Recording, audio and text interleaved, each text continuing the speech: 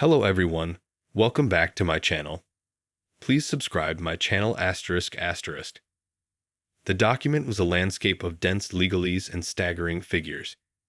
In the quiet of the hotel suite, the only sound was the soft rustle of the final page being turned. A pen was offered, a simple, weighty instrument. He took it, and with a hand that did not tremble, signed his name.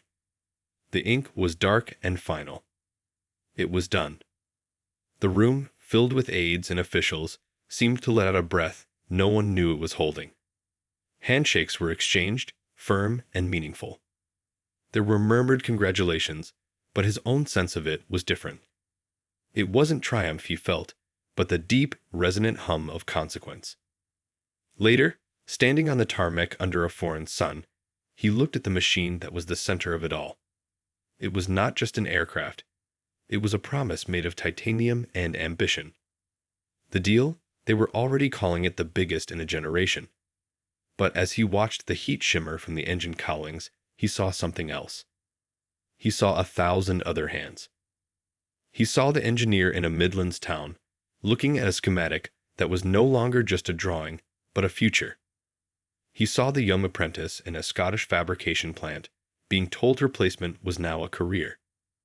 He saw the small supply firm in Wales, its owner letting out a shaky sigh of relief, knowing the orders would now flow for a decade, not a quarter. This was not a transaction.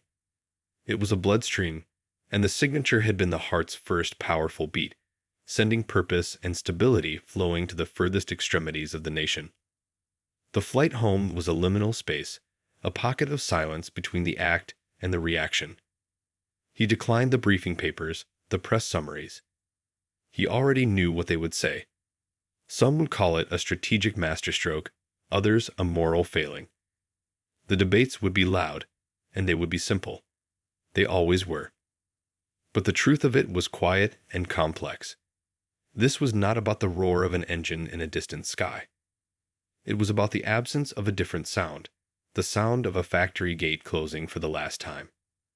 It was not about the projection of power, but the projection of confidence. A signal, carved from the raw ore of political will, that said, "We still build, we still make, we endure." He arrived back as evening settled over the capital. The air was cool and carried the scent of recent rain. The political world, with its endless hunger for the immediate, was already waiting, its questions poised like javelins. He stepped to the podium, the flashbulbs popping like a string of firecrackers. He spoke the necessary words, acknowledged the scale, the partnership, the future capabilities. But his mind was elsewhere.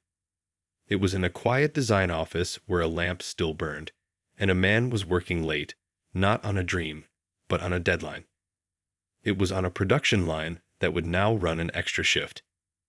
The headlines the next day would be large and bold. But the real story was smaller, and it was written in the quiet determination of 1,000 ordinary lives, now hitched to an extraordinary purpose. The deal was closed. The work, the true work, had just begun.